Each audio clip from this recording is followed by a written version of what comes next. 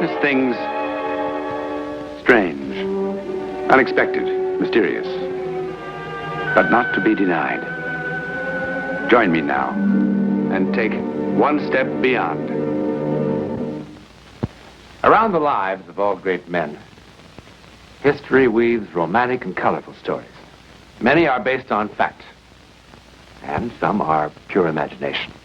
There are many wonderful stories told about the man who, for one terrible and momentous winter, occupied this house. But none is so little known or awe-inspiring as the events that took place here one evening. Our very existence, as well as our future, is largely dependent on that remarkable night of decision. Sure, Gypsy. We'll all die sooner or later. But what about those supply wagons from Easton? Do they bring in good salt pork to fill our bellies? Yes. Fresh clothes to put on our backs?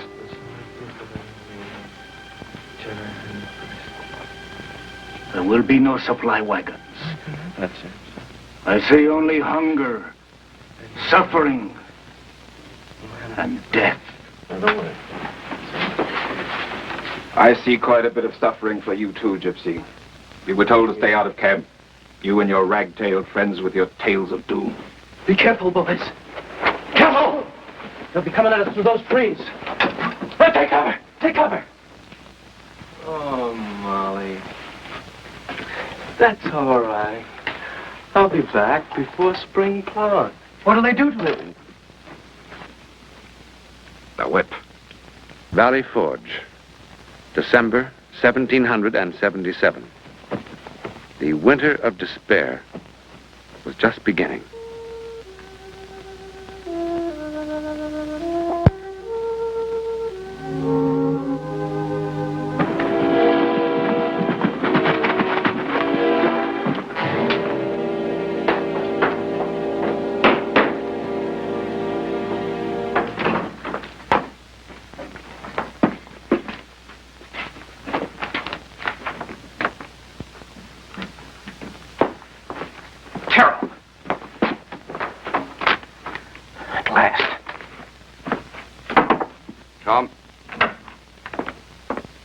Courier just returned from Easton, sir.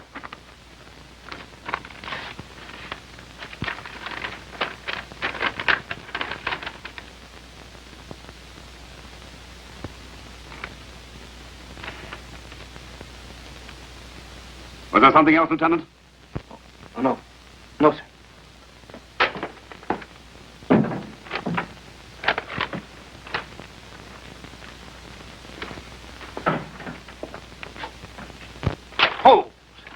Do they expect us to go on fighting without food and supplies? That is precisely the point, Colonel. I believe those supply wagons were deliberately canceled.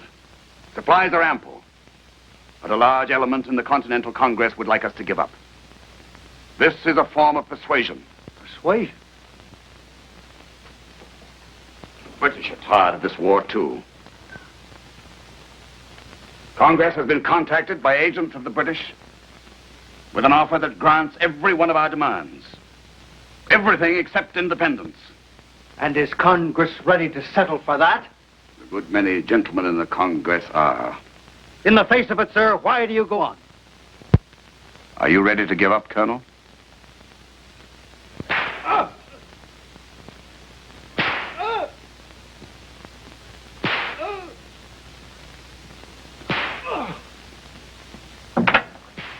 Townley?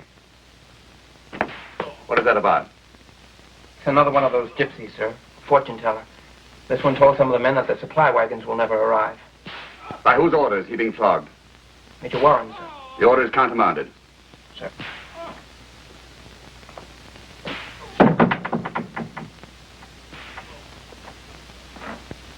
Certainly you don't put any credence in that sort of thing, Danforth. Well, no, sir, but... He could have learned about those wagons in 100 different ways. General, this group that wants to quit, just how important are they in Congress? Very important. They are still considerably in the minority, but they are making themselves felt. They even asked me for support. You? Well, you refused, of course. Oh, yes, I refused. But I don't know that I had the right. Sir? There are 12,000 men here in rags, Colonel, and starving. Shouldn't they be consulted about any settlement? 500 of them die every month of disease and privation. There is little glory or satisfaction in that kind of death.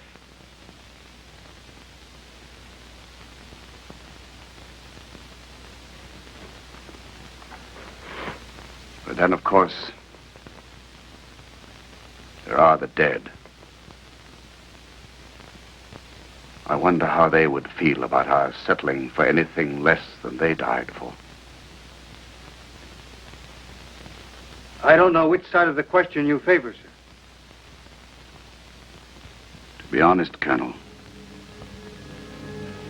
at this moment, I do not know myself.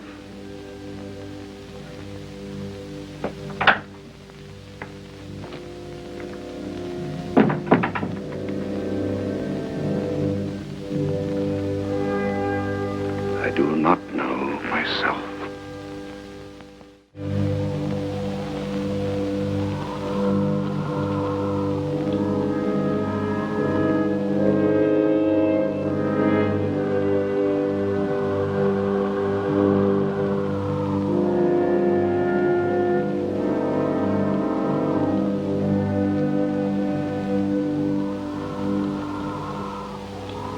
When will spring ever come?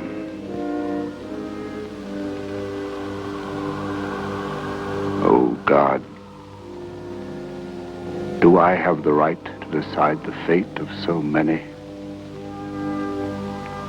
of so much? Help me. Help me.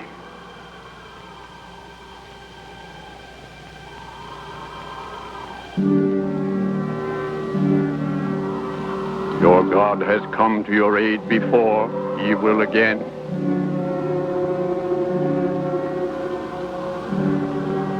I am Otumkas, chief of Shawnee. Otumkas. 22 summers have come and gone since we met. Battle of Monongahela. Yes, of course. July 1755. I was leading a detachment of Virginians under the command of General Braddock. Redcoats stood tall in sunlight like field of dry corn waiting for harvest night. Yes, it was a slaughter. We lost half the entire British colonial army that day. All British officers in field fell, dead or wounded, all but you, Washington. Yes, I remember well. Otumkas fired at Washington again and again. 15 bullets at the heart. Not one found its mark. It has caused Otumkas much wonder. I was very fortunate that day. Not fortune. The Great Spirit protected Washington that day for good and great purpose. I wish I could believe that. Believe it.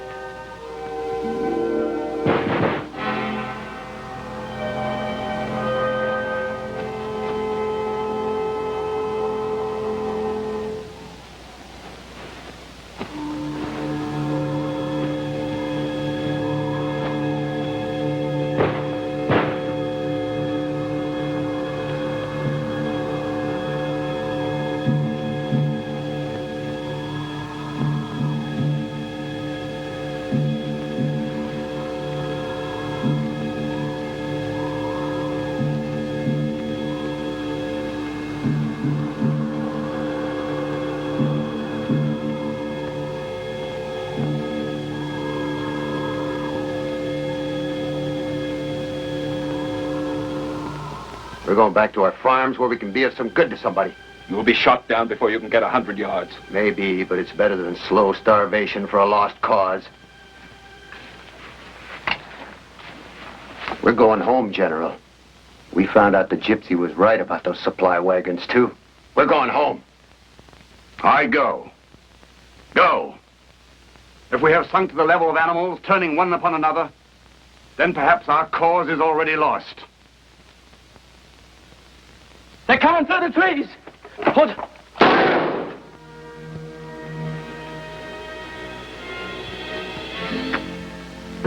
Papa, I meant to get to the chickens soon, only Jason hurt his knee up by the creek in the south pasture. I'll get to it sooner tomorrow.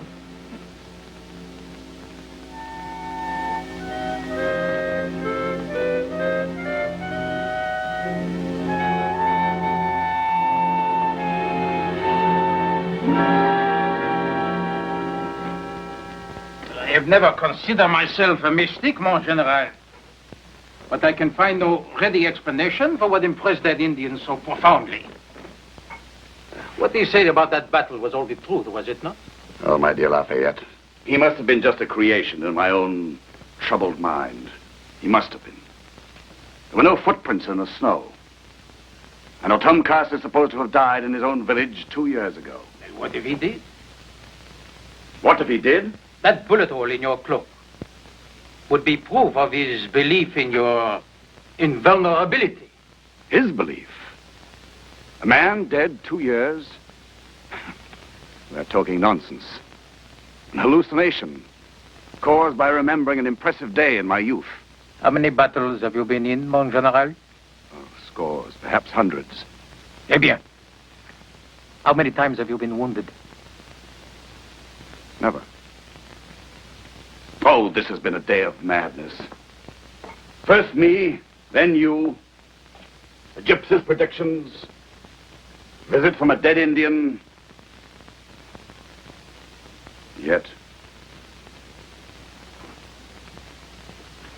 And yet, I can remember very well the words I wrote in a letter to my brother after that battle. I said, by the all-powerful dispensations of Providence, I have been protected beyond all human possibility and expectation. Beyond all human possibility. I agree. My dear Lafayette, you are an incurable romantic. Mon general, I am a Frenchman. But why should Providence choose me for favors? Well, that you will have to ask Providence. But as for what, as Otumka or his spectre inferred, perhaps it was for this particular time and this particular place. To have the stubbornness to continue against the most impossible obstacles? Or to find the courage to give up while there's still something left, still something to be gained? When I face the facts with a cold eye, I know, and you do too, that if the British persevere, we shall eventually be crushed by sheer weight of numbers and a bottomless exchequer. Unless your nation enters the war. And that is a fact. And can you promise me that France will come to our aid? I cannot promise that. But I have every hope that... Every hope? What is your latest information? If it's the same as mine, all indications are to the contrary. At the moment, yes. But... This dispatch just arrived, sir.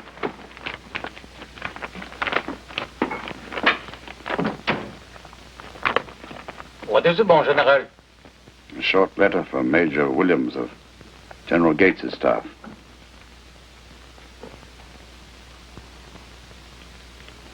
As a friend and admirer, I feel it my duty to report that a letter to General Gates from General Conway contained the following paragraph. Heaven has been determined to save our country, or a weak commanding general and bad counselors would have long since ruined it. But That is nothing but talk. It is not even worth your anger. And Conway, you know what an old woman he is. Everybody knows. He is bitter and envious of your position. He tried merely to make the difficulties. There's more. You will be interested to know that General Conway has just been selected Inspector General. Conway, Inspector General? Conway will now be spokesman to the Congress for Yarny. Conway will plead our cause for supplies. Conway will advise Congress as to the wisdom of my strategies. Conway. I will have to address my appeals for help to him. Well, they've made their message plain enough. I accept their wish for a stronger commanding general. No. General Washington, you are permitting your emotion to rule reason. You have become a symbol of the revolution. If you turn your back on it now, it will spell nothing but disaster. I am not responsible for the image others create of me. But you are responsible to your best self. General Washington, my friend, please do not act in haste and anger.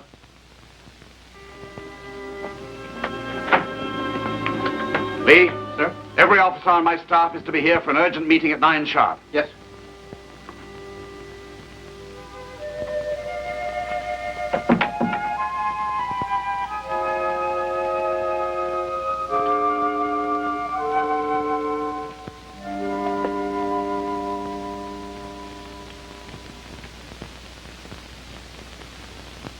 This is not merely pique. No. I think you are very tired. Tired of fighting the Congress, the intrigues, inequities. In addition to all that, the responsibility of waging a war on so many fronts is more than any one man should have to bear. You are no longer able to see things clearly.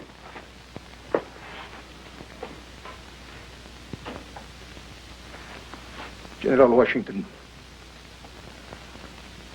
I regret this more than I can say, but I realize that once you have made a decision,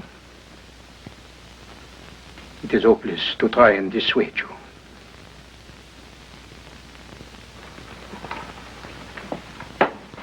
I trust my decision will not affect our personal feelings for one another.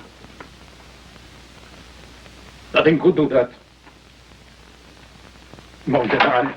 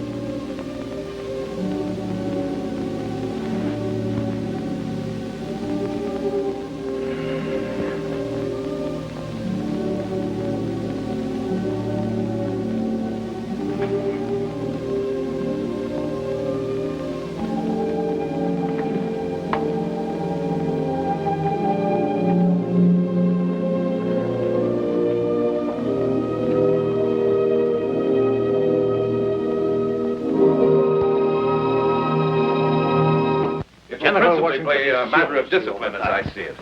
Thousands of men wanted to desert weeks ago. Anyway, I can't say I blame the old fox for quitting. If I were the richest man in the colonies and had a beautiful farm where I could take Good evening, my... gentlemen.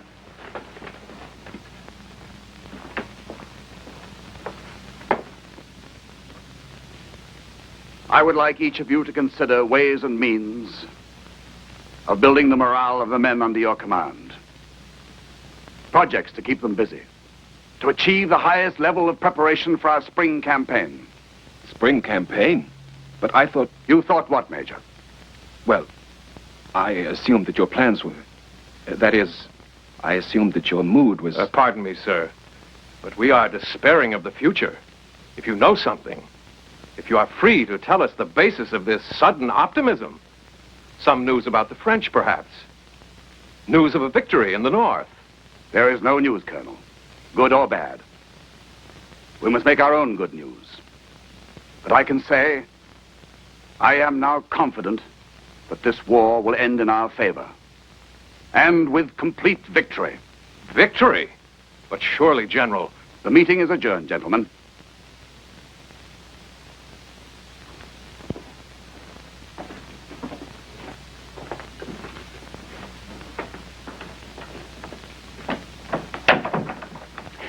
I tell you why, my friend, you know that I am as hard-headed and practical a man as you have ever known. But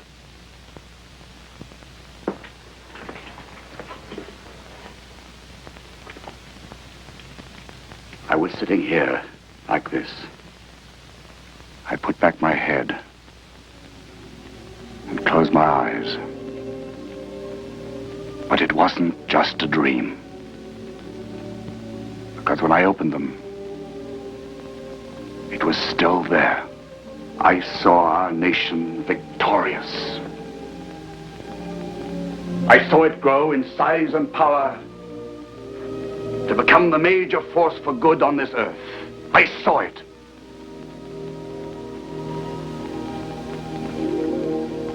A dream. A vision. I know it will come to pass. In my heart, I know it. A dream? Vision? Whatever it was that George Washington experienced, it has today become all fact. You won't find anything about it in the ordinary history book, but it has appeared in print in a number of versions, a number of times during the past 150 years. All versions agree that Washington dreamed the revolution would be successful, and that the infant nation would grow until its boundaries stretched from Canada to Mexico, and from the Atlantic to the Pacific, and that there would be a bitter civil war between the northern and the southern states to be called the Union and the Confederacy, and that the Union would emerge victorious.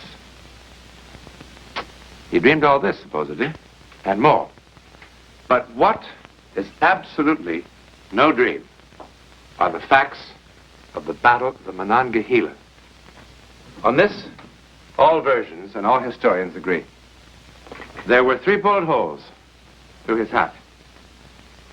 2 horses were shot from under him, and there was a bullet hole through here, through here, through here, and another one right through there. Hundreds of French and Indian rifles firing at almost point-blank range throughout that long and dreadful afternoon. And nothing touched him. Nothing.